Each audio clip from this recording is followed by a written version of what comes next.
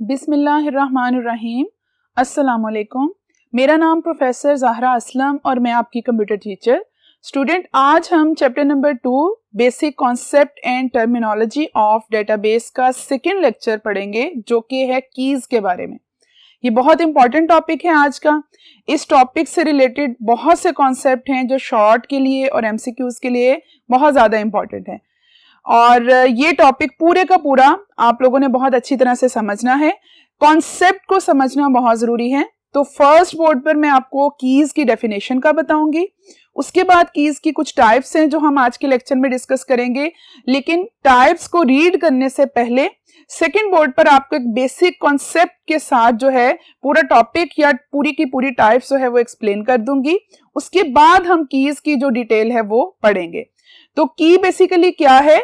Data basis में searches के लिए यूनिक आइडेंटिफायर के तौर पर इस्तेमाल होने वाली फील्ड को हम क्या कहते हैं? की कहते हैं। तो इसकी डेफिनेशन देखते हैं। अ की इज अ फील्ड और set of fields of a database table which together form a unique identifier for a database record। किसी भी डेटाबेस के रिकॉर्ड को यूनिकली आइडेंटिफाई करने के लिए एक सिंगल फील्ड या सेट ऑफ फील्ड्स को मिलाकर इस्तेमाल किया जाए तो हम उसे क्या कहेंगे? की कहेंगे।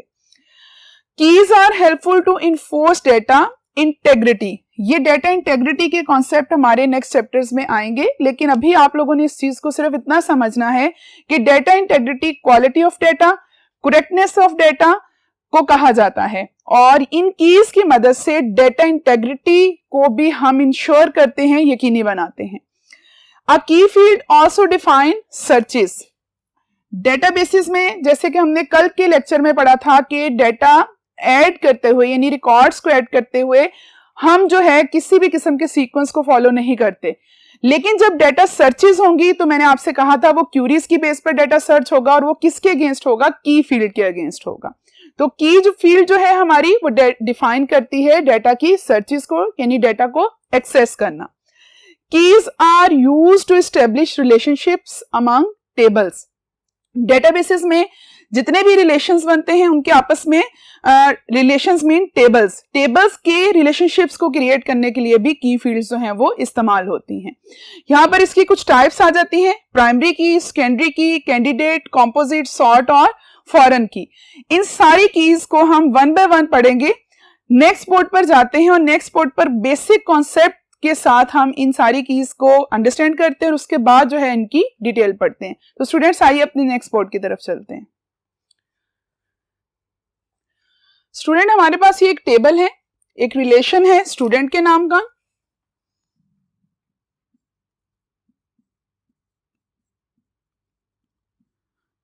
इसके ये एट्रीब्यूट्स हैं: roll number, name, class, phone number और एड्रेस। अब इस पूरे टेबल के अंदर हमें कोई ऐसी फील्ड चाहिए जो इस पूरे टेबल के रिकॉर्ड्स को क्या करे? यूनिकली आइडेंटिफाई करे, और वो की जो होगी वो प्राइमरी की होगी, और एक टेबल के अंदर सिर्फ एक एट्रीब्यूट एज अ प्राइमरी की काम करता है। तो अगर हम इन एट्रीब्यूट्स को देखें तो स्टूडेंट्स के रोल नंबर, स्टूडेंट्स के नेम, क्लास, फोन नंबर और एड्रेस, इसमें अगर हम नेम को कंसीडर करना चाहें प्राइमरी की तो वो नहीं हो सकता, क्योंकि एक क्लास के अगर 50 स्टूडेंट्स हैं तो उसमें एक ही नाम के 2, 4 या 5 स्टूडेंट्स हो सकते हैं।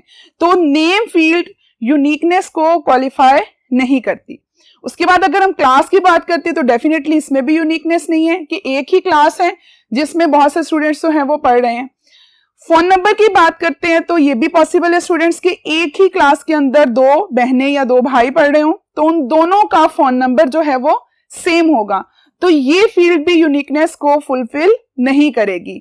और सेम केस विद एड्रेस कि अगर एक ही क्लास के अंदर एक ही फैमिली के 2 या 3 स्टूडेंट्स जो हैं वो पढ़ रहे हैं तो उनकी एड्रेस फील्ड के अंदर भी सेम एड्रेस जो है वो होगा, जो कि यूनिकनेस को क्वालिफाई या फुलफिल नहीं करेगा। तो स्टूडेंट्स, यहाँ पर रोल नंबर एक ऐसी की है जो कि यूनिकनेस को फुलफिल करती है कि एक रोल नंबर कभी भी 2 स्टूडेंट्स को असाइन नहीं हो सकता। तो यहां पर इस टेबल में रोल नंबर को हम क्या बना देंगे? प्राइमरी की, और प्राइमरी की को हमेशा अंडरलाइन से शो किया जाता है। रेस्ट ऑफ एट्रीब्यूट्स क्या हो जाएंगे, सेकेंडरी की हो जाएंगे। इस बात को आपने इस तरह से समझना है कि जो एट्रीब्यूट आपका एज अ प्राइमरी की सिलेक्ट हो गया वो तो प्राइमरी की है, जो बाकी तमाम एट्रीब्यूट्स होंगे उनको हम सेकेंडरी की कह सकते हैं, क्योंकि समटाइम ऐसी सिचुएशंस होती हैं जिसमें जरूरी नहीं है कि किसी टेबल के अंदर प्राइमरी की हो, तो वहां पर हम किसी और एट्रीब्यूट से रिकॉर्ड्स को सर्च कर सकते हैं। फॉर एग्जांपल अगर एक टेबल के अंदर रोल नंबर नहीं है तो यहाँ पर ये एट्रीब्यूट्स हैं, तो हम नेम को या क्लास को या फोन को या किसी भी और एट्रीब्यूट को यूज कर सकते हैं डाटा को सर्च करने के लिए। फॉर एग्जांपल हम नेम के एट्रीब्यूट को इस्तेमाल करते हैं डाटा सर्चिंग के लिए, तो नेम एट्रीब्यूट में हम फॉर एग्जांपल एक स्टूडेंट का नाम है सना, तो उसको सर्च करते हैं, तो अगर उस क्लास के अंदर 3 स्टूडेंट्स हैं सना के नाम की, तो वो तीनों का रिकॉर्ड आ जाएगा, जिसमें से हम अपने रिक्वायर्ड स्टूडेंट के रिकॉर्ड को जो है वो देख लेंगे। तो ऐसी कीज जो कि अदर देन प्राइमरी की होंगी वो क्या कहलाती हैं, वो सेकेंडरी कीज कहलाती हैं।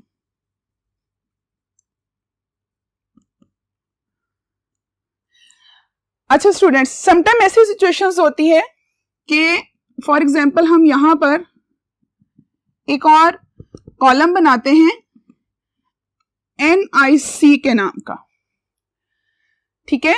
इस कॉलम में या इस एट्रीब्यूट में क्या होगा, स्टूडेंट के NIC स्टोर होंगे।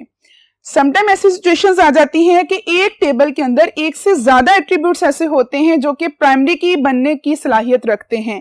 जैसे इस टेबल के अंदर एक एट्रीब्यूट तो रोल नंबर हो गया जो प्राइमरी की बन सकता है, और NIC ये भी एक ऐसा एट्रीब्यूट है जो कि प्राइमरी की बन सकता है। तो इन दोनों कीज को हम क्या कहेंगे, कैंडिडेट कीज कहेंगे।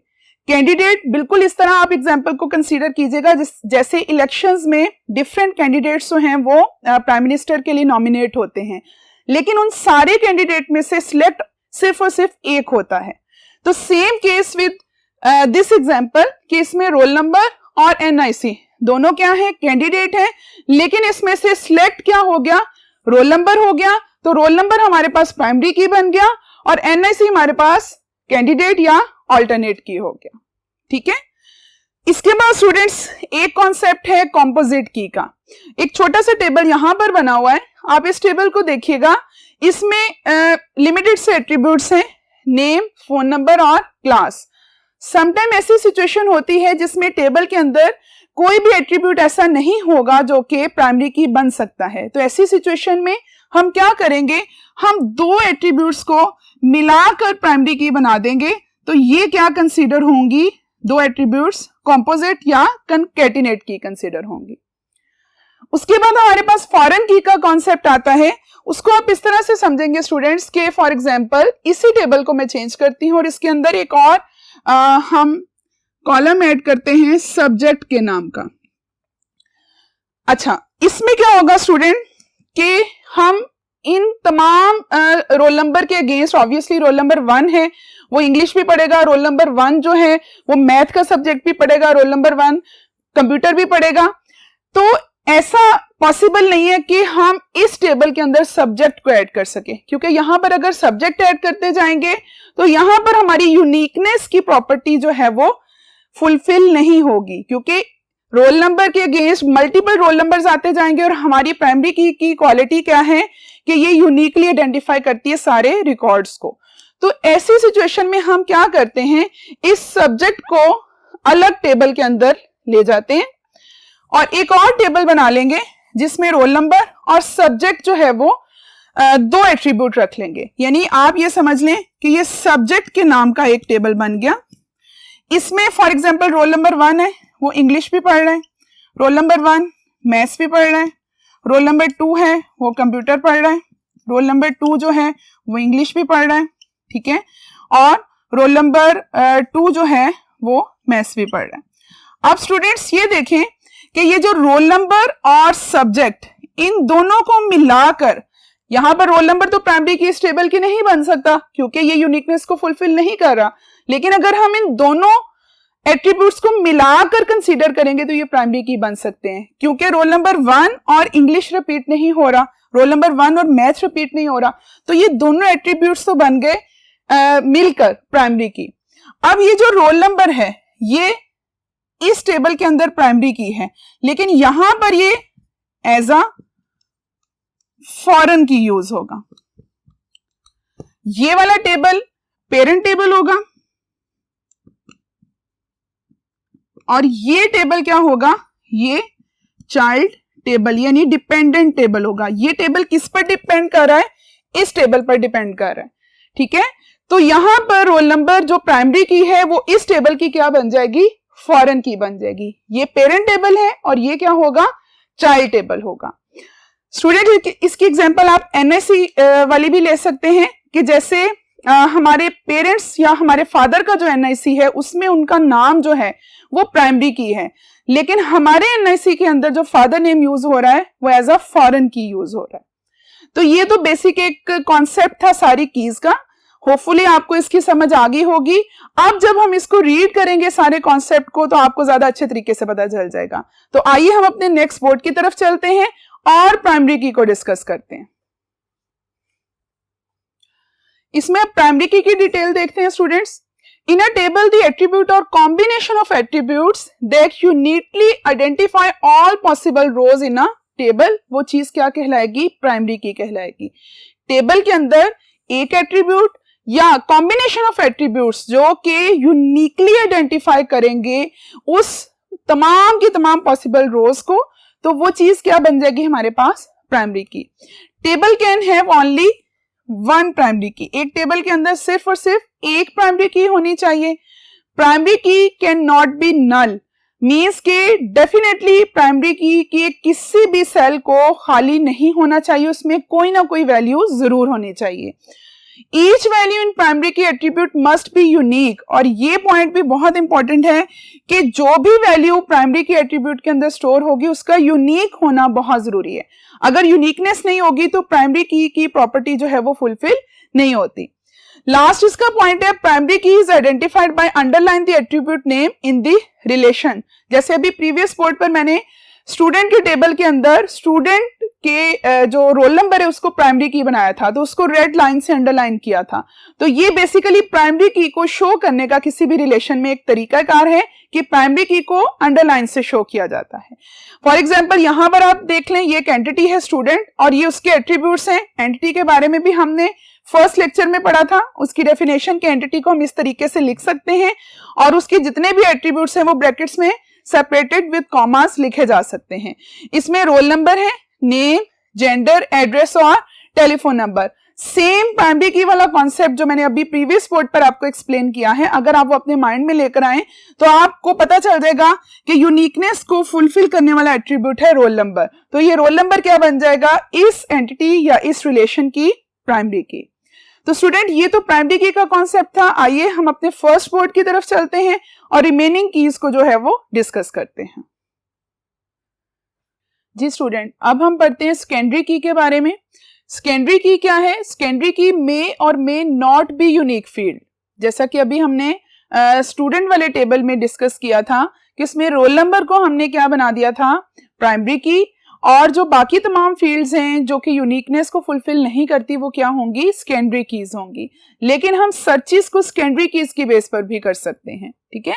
Sometimes records are required to access by a field other than primary key. Sometime ऐसी सिचुएशन हो जाती है कि हमें रिकॉर्ड्स को किसी और की फील्ड के अगेंस्ट सर्च करना पड़ता है, तो हम वहां प्राइमरी की को नहीं किसी भी सेकेंडरी की फील्ड को यूज कर सकते हैं। In these situations another key that is used is called secondary key। जैसे मैंने स्टूडेंट्स आपको एग्जांपल दी थी कि बाय नेम अगर आप स्टूडेंट्स को सर्च करते हो तो वो नेम फील्ड जो है वो सेकेंडरी की कंसीडर होगी।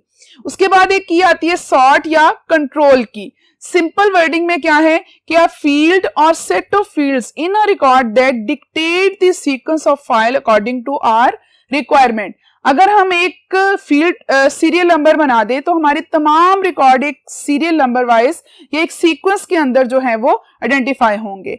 तो सीरियल नंबर की क्या होगी हमारे पास, सॉर्ट या कंट्रोल की होगी। तो अभी तक आप प्राइमरी की, सेकेंडरी की और सॉर्ट की डिटेल पढ़ चुके हैं।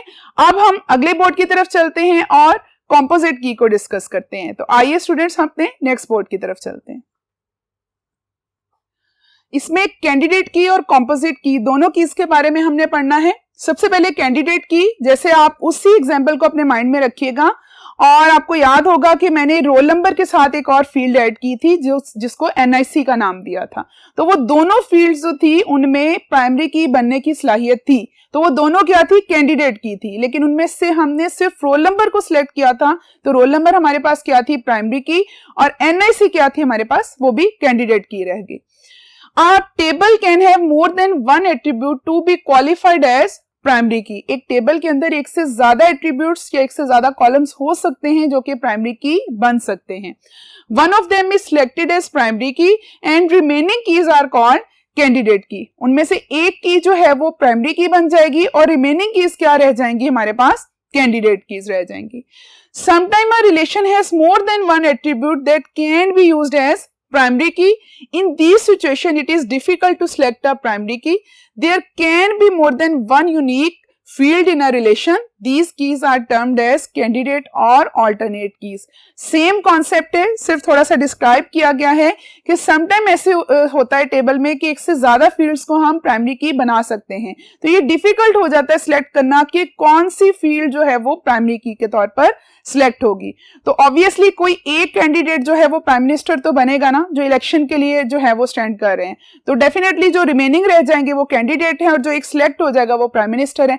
तो इन सेम केस टेबल के अंदर एक एट्रीब्यूट को हम प्राइमरी की के तौर पर सिलेक्ट कर देंगे और बाकी तमाम एट्रीब्यूट्स क्या रह जाएंगे, कैंडिडेट या अल्टरनेट कीज रह जाएंगे। अब स्टूडेंट कंपोजिट की एग्जांपल लेते हैं, वो भी आपको एक छोटा सा टेबल इस कॉर्नर में बनाकर मैंने बताया था कि समटाइम टेबल के अंदर ऐसी फील्ड्स होती हैं जो यूनिकनेस को फुलफिल नहीं करती, मींस वहां पर हम प्राइमरी की फील्ड नहीं बनाते, उसमें एक या एक से ज्यादा फील्ड्स को मिलाकर जो की बनाई जाएगी वो प्राइमरी की बनेगी, और वो एक से ज्यादा फील्ड्स हमारे पास क्या होंगी, कंपोजिट या कंकैटिनेट कीज होंगी। Composite key consists of two or more than two fields. Composite key is also designated as primary key. Obviously, जब उस टेबल के अंदर दो एट्रीब्यूट्स को मिलाकर हम एक की बना रहे हैं तो वो एज अ प्राइमरी की ही डेजिग्नेट होगी। It is created in a situation when no single field fulfills the property of uniqueness. ऐसा कब होगा, जब किसी टेबल के अंदर कोई सिंगल फील्ड यूनिकनेस की प्रॉपर्टी को फुलफिल नहीं करती, तो डेफिनेटली हमें सर्चेस तो करनी है डेटाबेसेस में, तो सर्चेस के लिए हम दो फील्ड्स को मिलाकर एक की बनाएंगे, तो वो फील्ड्स क्या होंगी हमारे पास, कंपोजिट या concatenate. To make unique more than one fields are combined and used as primary key. तो यूनिक बनाने के लिए उस टेबल में फील्ड्स को हम दो एट्रीब्यूट्स को मिलाकर जो है वो की के तौर पर यूज करेंगे। तो स्टूडेंट ये कॉन्सेप्ट था कैंडिडेट की का और कंपोजिट की का। अब हमारे पास एक लास्ट की है जो फॉरेन की है, जिसमें पेरेंट टेबल और चाइल्ड टेबल के रिलेशनशिप को हमने डिस्कस किया था। आइए हम अपने लास्ट बोर्ड की तरफ चलते हैं और फॉरेन की को डिस्कस करते हैं। जी, इसमें फॉरेन की है, फॉरेन की के ये कुछ पॉइंट्स हैं जो अच्छी तरह से समझने आप लोगों ने। A foreign key is a referential constant between two tables. दो टेबल्स के दरमियान रिलेशनशिप्स को क्रिएट करने के लिए जो है वो फॉरेन की इस्तेमाल होती है। उसके बाद क्या है, foreign key is an attribute of table that is used as primary key of another table. Foreign key एक ऐसा एट्रीब्यूट होगा जो कि पेरेंट टेबल के अंदर प्राइमरी की के तौर पर यूज होगा और चाइल्ड टेबल के अंदर एज अ फॉरेन की यूज होगा। The table that contain a foreign key is called dependent table और child table। जैसे स्टूडेंट उस एग्जाम्पल के अंदर हमने एक सब्जेक्ट का टेबल अलग से बना लिया था और उस टेबल को मैंने कहा था कि ये डिपेंडेंट टेबल है या चाइल्ड टेबल है, क्योंकि उस टेबल में सब्जेक्ट और रोल नंबर को मिलाकर हमने एक की बनाई थी जो प्राइमरी की बन रही थी, लेकिन रोल नंबर जो है वो पेरेंट टेबल के अंदर एज अ प्राइमरी की यूज हो रहा था, तो सब्जेक्ट का टेबल स्टूडेंट के टेबल के लिए क्या था, डिपेंडेंट टेबल था, जिसको हम क्या कहेंगे, चाइल्ड टेबल कहेंगे। नेक्स्ट है the table to which foreign key to referred is called independent और पेरेंट टेबल। जिस टेबल से उस टेबल की फॉरेन की रेफर्ड की गई है वो टेबल क्या होगा, इंडिपेंडेंट टेबल या पेरेंट टेबल। जैसे कि अभी मैंने बताया है स्टूडेंट टेबल क्या होगा, वो पेरेंट टेबल होगा। नेक्स्ट पॉइंट है the columns in parent table must form a primary की और यूनिक की। ये पॉइंट भी माइंड में रखिएगा कि पेरेंट टेबल के अंदर मस्ट प्राइमरी की का होना या यूनिक की का होना जो है वो जरूरी है। ऐसी फील्ड्स या ऐसे कॉलम्स होने चाहिए जो कि प्राइमरी की को जो है वो क्रिएट करें और वही की जो है एज अ फॉरेन की चाइल्ड टेबल के अंदर यूज हो। A row in the child table cannot contain values that don't exist in the parent table. ये भी वही कॉन्सेप्ट है बेसिकली कि चाइल्ड टेबल के अंदर कोई भी रो में ऐसी वैल्यूज नहीं होनी चाहिए जो कि पेरेंट टेबल के अंदर एग्जिस्ट नहीं करती। रेफरेंशियल कांस्टेंट मींस रिलेशनशिप बनाने के लिए हम फॉरेन की को यूज कर रहे हैं। तो पेरेंट टेबल की इंफॉर्मेशन और चाइल्ड टेबल की इंफॉर्मेशन के लिंक्स का होना बहुत जरूरी है। तो चाइल्ड टेबल के अंदर कोई भी ऐसी वैल्यूज नहीं होनी चाहिए जो कि पेरेंट टेबल के अंदर मौजूद ना हो। नेक्स्ट पॉइंट है foreign key and primary key are used to establish relationships among tables और एंटिटीज। इनके दरमियान रिलेशनशिप्स को बनाने के लिए हम फॉरेन की को यूज करते हैं ताकि हमारे डेटा बेस की इंटेग्रिटी जो है वो ज्यादा से ज्यादा हो सके। It is also helpful to maintain data integrity. इस कॉन्सेप्ट को मैंने पहले भी बताया था। अपने आने वाले चैप्टर्स के अंदर हम डेटा इंटेग्रिटी के कॉन्सेप्ट को मजीद पढ़ेंगे कि quality and correctness of data जो है वो डेटा इंटेग्रिटी कंसीडर होती है। तो फॉरेन की जो है डेटा इंटेग्रिटी को भी क्या करती है, इंश्योर करती है। तो स्टूडेंट्स ये हमारा आज का टॉपिक था कीज के बारे में, जिसमें हमने कीज क्या होती है उसकी डेफिनेशंस पढ़ी थी। इसके अलावा हमने कीज के सारे कॉन्सेप्ट को टेबल्स के थ्रू डिस्कस किया था और सारी कीज को वन बाय वन जो है वो थ्योरी की फॉर्म में पढ़ा है। उम्मीद है आपको आज का टॉपिक समझ आ गया होगा। नेक्स्ट लेक्चर तक के लिए अल्लाह हाफिज।